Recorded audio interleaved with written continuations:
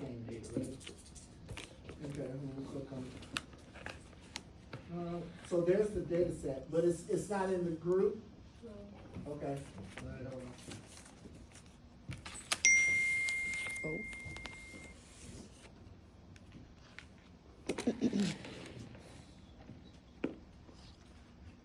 It says it's in there. Hold on, okay, hold on. It says it's in there. Mhm. Oh, yeah, it is. It is. Who said no? I think it's on this one, right? Who said no? Or that is. Wait. Yeah. it's- Check game data. There it is. Yeah, at the top. Check game data. Yeah, at the top. Section 9-2, check game data. Y'all see that? Alright, you should open up this, right?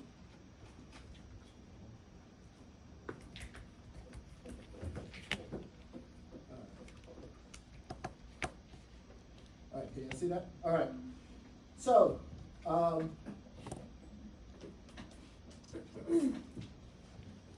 gonna go ahead and show you how to do the test in StatCrunch. Okay. Alright, we're doing now 2 sample t-tests. Where were the hypothesis tests for the 1 sample t-test? What did you have to do to access the 1 sample test? Where were those at? Stat.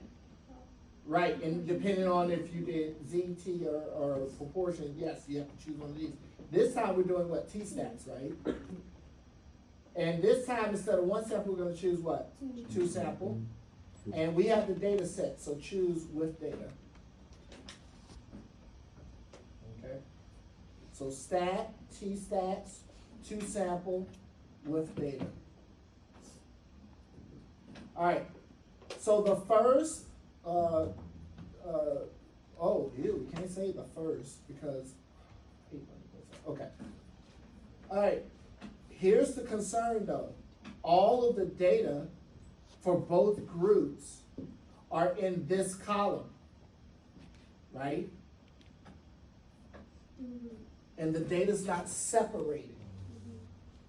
But we can still do this. So the values in, choose check them out. Sample 2, the values in, check them out. But we're gonna use the where statement now, okay? So now we have to tell StatCrunch, the data's in that column called check them out, but what separates the 2 groups is where the destination is what? International versus what? US. Is everybody with me? So click on where it say build. Destination. Okay, and we're gonna say where was it? Destination? So we're gonna do destination. We're gonna double click on it. Oh, you can't see it. That's why. Hold on. Hold on. You can't see it. Hold on. I gotta zoom out, y'all, so you can see it. Oops. Oh, come on. Oh, mine's not gonna do it. Crap. There's a screen here at the bottom, y'all. Hold on. Let me see if I can get it. No. Hold on 1 second. There it is. There it is. I zoomed in too much, so I apologize. All right. So, did y'all double click on destination? Mm-hmm. Okay, you see where it say destination up here when I double clicked on it? Where destination is equal to, Oh, it's equal to. and here, you see where it say values? So as soon as you chose destination, StatCrunch looks at that column and see all the distinct values in that column, right? And so let's let the US cases be group 1 and the international be group 2. So we're gonna choose where it says values, this little arrow right here, it tells you all the possible values. So we're gonna start with US. And then you have to click add, because you gotta put it up here, see, where destination equals US. Is everybody with me? Now hit OK. And you see, destination is equal to US. Does everybody see that? You have to put destination equals to? Right, because it has to know, well, where is that where is that value in? Which column of data? Oh, So I you have thought. to declare you have to declare the name of the variable. Oh, I see. So now, you can do the same for group 2. You click on build. So do me a favor. I want you to click on build and do destination equals what? IN. But if you want to cheat like me, you can highlight and copy and paste and change US to what? That's a little That was slick, wasn't it? Yeah, I know. not really. Alright. Is everybody with me? Now we're not done. We're not done. Because we just all we did so far was tell StatCrunch how to create the two samples of data. Is everybody with me? How to separate the data into two samples of data. We still have to do the hypothesis test, okay? All right, so the next thing I'm gonna show you, I'm gonna scroll down, is the next thing we're gonna talk about is how to fill in these values here. Of course, this is similar to like the one sample test we did, right? So how to do a hypothesis test versus a confidence interval. This piece up here is important, pooled. We're gonna talk about the term pooled in just a second. And then we could do the critical test statistic like we did the last time. Now, you stay there. I'm going to go back to the PowerPoint for just a moment. Or you can go back to the PowerPoint, it's up to you. All right. So, setup of the null and alternative hypothesis, right? So this is one way you can set it up. So here we are now saying the null hypothesis is saying the two populations, the two subpopulations, have equal means. Another way of saying that is the factor that broke them into these two groups is not significant. The alternative hypothesis says it is. Is everybody with me so far? All right? Because the alternative hypothesis says that either group 1 has a significantly less population mean than group 2. This one says group 1 has a higher mean than group 2. And then the alternative for the two-tailed test says that they're significantly different, which means we are testing for either of these all in one test. So this is saying it could be left tail or right tail case behavior in the two-tailed test. Now, why is this different from how it's set up in StatCrunch? Well, it's kind of not.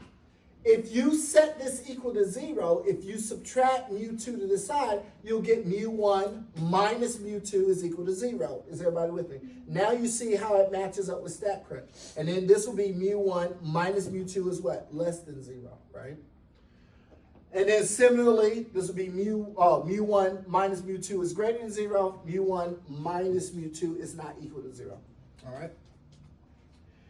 Level significance is 5% unless stated otherwise. Observe test statistic. Now, we notice here's the term pool coming into play, right? All right, so pool is just another fancy way in the t-test realm. Pooling is assuming that the population standard deviations are equal. If you assume that they're equal, then you are pooling the test. If you assume that they're unequal, you unpool. Now, when in doubt, don't pool. Now, I know what you're thinking. When should you assume that they are equal? You can look back at the experiment and say, back at the experiment and think about the experiment and the populations they come from to make that decision. But if there's no evidence in the experiment to assume that, then you just unpool. When in doubt, unpool. I still don't get it, Professor. Okay, go back to the example we talked about earlier. I said, I said, I want to compare exam scores compared to if you sit on the left side versus the right side of the room, right? I would pool, not unpool. Why? You're in the same class, taught by the same professor, with the same materials. You see what I'm saying? Then I should assume that not only your means should be the same, your average score for both groups should be the same, but the variability should be the same. I'm not doing anything different. Now if I would have said, you all, I'm going to teach using PowerPoint lecture notes.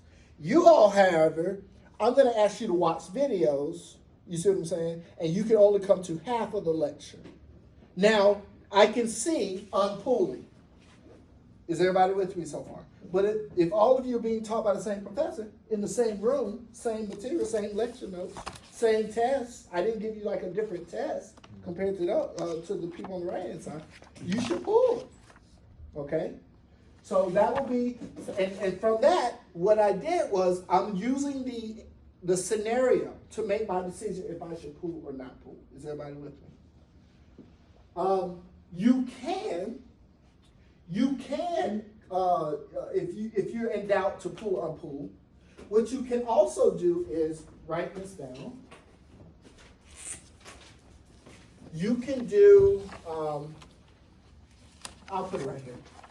You can take the samples, when you take the data, you can take the sample standard deviations, S1 and S2, right? What you can do is, you can look at the ratio of these two values, right? And if this ratio is within 2, so if this value is less than 2, and the other way around, if you take the reciprocal of this, and that value is less than 2, then you can pool. It's safe to pool. But like I said, when in doubt, don't pool. Is everybody with me? When in doubt, if you don't want to do these calculations, that's fine. Do the unpooled test. Is everybody with me? If you can't tell from the experiment, going back and looking at the population and the experiment that you're doing to determine, when in doubt, unpool. Is everybody with me? So don't force yourself to do a pool test. All right. Okay. Why is pool versus unpool important? Because depending on if you pool or unpool, that determines what the observed test statistic is. The observed test statistic formula that you use. Now, it don't matter which one, pool or unpool, they both suck because there's a lot of calculations. Look here. If you don't pool, well, the observed test statistic formula looks pretty simplistic, right? It's not that bad, right? This piece, oh, by the way, this piece is 0. Because look, if the null hypothesis is true, mu1 equals mu2, then mu1 minus mu2 is going to equal to what? 0.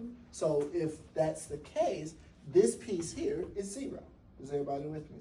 So don't worry about that. That's a given. That's 0. But you have to look at the difference of the sample means, and then divided by, this is the standard error, which is square root of, this is sample standard deviation, or sample variance of group 1, divided by sample size of group 1, sample variance of group 2, divided by the sample size of group 2. So this formula is pretty, to me, simple. But look how you can look at that degrees of freedom formula. A lot of calculation, right? It's a lot of calculations to calculate degrees of freedom. But once that value is calculated, you round to the nearest value, you round to the nearest whole number, but you really round it to the nearest whole number that's located on the table, okay, on the t-table. So we'll see that in just a little bit. We'll see this in a second. Now, what if you have to pool? Very simple degrees of freedom formula. Big ass observed test statistic formula, right? So again, this piece is what? 0, right? But the standard error is bigger now, okay? So both of them, you're screwed. You're either gonna have a big test statistic, small degrees of freedom, or small test statistic, big degrees of freedom calculation, okay? All right, for this example, I think we're gonna unpool. We're gonna do the unpool test. Yes, go ahead. Right there on the bottom, both of the square roots, are those multiplied by Together. each other? Okay. Right, so it's this square root, find that value, times That. that square root, right? The square root of that. All right. Okay, let's see. So like I said, the recommended strategy is the following. When in doubt, what? Don't pool. Do the unpool 217 test, okay? So use the pool 217 test when there's evidence suggesting to pool or if it is implied to do so in the problem. So if I give you a problem to work on and I say do the pool test, then you pool. Otherwise, assume unpool, okay? All right. This slide basically, this is, I have to say it, but it's a useless slide. It just tells you when should you use this t-test. Of course, you have to have quantitative data, okay? Your dependent variable has to be quantitative data. You had to have independent samples. You want to do random sampling if you can, and then you assume that the data comes from population that's normally distributed. All of this is in most cases is assumed. You assume that you follow these processes. All right, so we covered these three. So let's go back to StatCrunch real quick. So now that you have an idea so far, y'all know calculate the p-value, the same as the t-test, the one-sample t-test. Probability to the left is p-value for the left tail. Probability to the right is p-value for right tail. And then you double the minimum of those two. Keep the one that's the smallest, and then double it, and that'll give you p-value for two tails. So this doesn't change, okay? And then finally, you know the last step. P is low. If the p is low, the null must go, right? So, all right. So let's jump back into StatCrunch real quick. All right. Or did I do that? All right, so let's go back to StatCrunch, and let's see what the question was. It says, do check amounts on average tend to differ depending on whether the trip is inside or outside of the United States? Based on that, are we doing left tail, right tail, or two-tailed?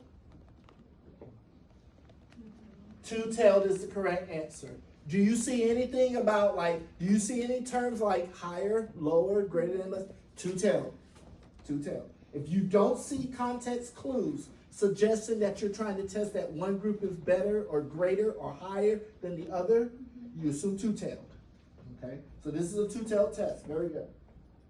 So going back here, we're gonna keep this at mu1 minus mu2 equals 0, mu1 minus mu2 not equal 0. So we're gonna do the hypothesis test. Let's put the critical test statistic value in there. And what was the level of significance? 10%. 10, so we're going to change that to 0.10. Is everybody with me? All right, and that's it. That's all we really need to do. Hit compute, and there are the results. Now I'm going to zoom back in so you can see that a little bit better. Y'all see that? All right. So, all right. Okay, so where's the observed test statistic right here? 1.012. So it's right here. And remember, t, we tend to round to 3 numbers after the decimal. So that'll be t is equal to 1.012. P-value 0.3288. Does that show statistical significance? No. What was the level of significance? 10%, right? So this had to be lower than at or below 10% to reject the null hypothesis. Is everybody with me so far? All right. So, but I'm going to show you how you get to 1.102. Okay. So stay right there. Let me write the formula. I used to know this formula by heart. So critical, Don't right? judge me. And Stay right there. Point, yeah, 0.10. So I'm going to write the formula. I'm going to write it. Oh, I'll just write it over here. I'll write it over here. So T is equal to x1 bar minus x2 bar minus mu1 minus mu2 over square root of s1 squared over n1 into s2 squared. And, oh crap, I gotta write this.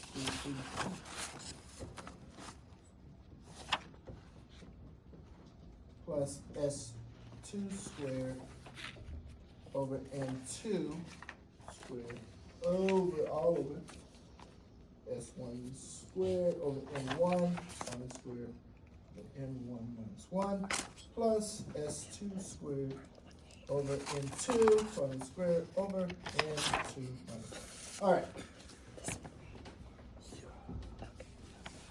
Now, if I wanted to know what let me minimize this what I could. If I wanted to know like the sample means and stuff, I could get it. Before I do this, here, I'll do it right here. I'll go stat, summary stats, and column. And then I would do check amount, group by, what is it, destination?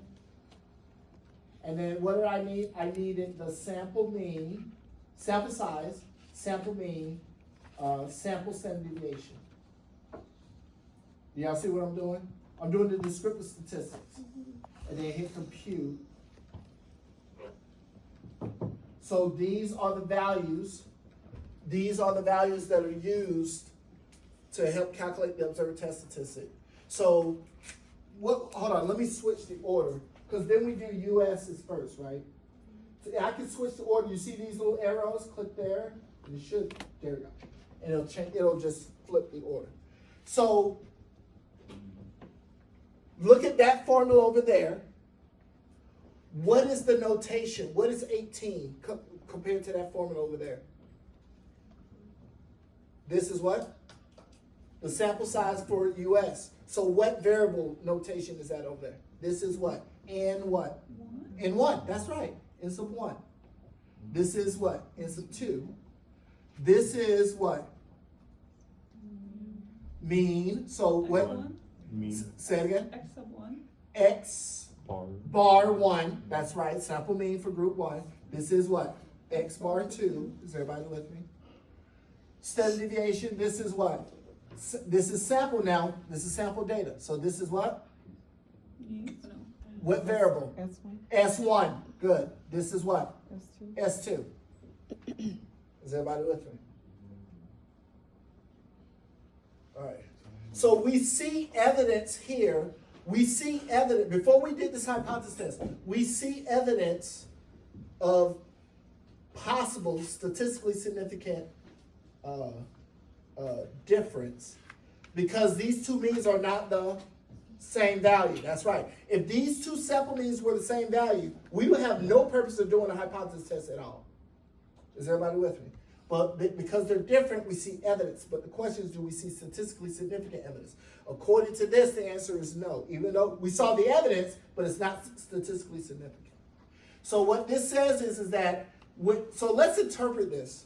So this says that we had 18 contestants play for a U.S. trip, and their average check amount was $2,500 and almost $69. Is everybody with me? We had 8 contestants that played for an international trip. They wrote a check. The average check amount that they wrote is $2,160, around $2,164.50.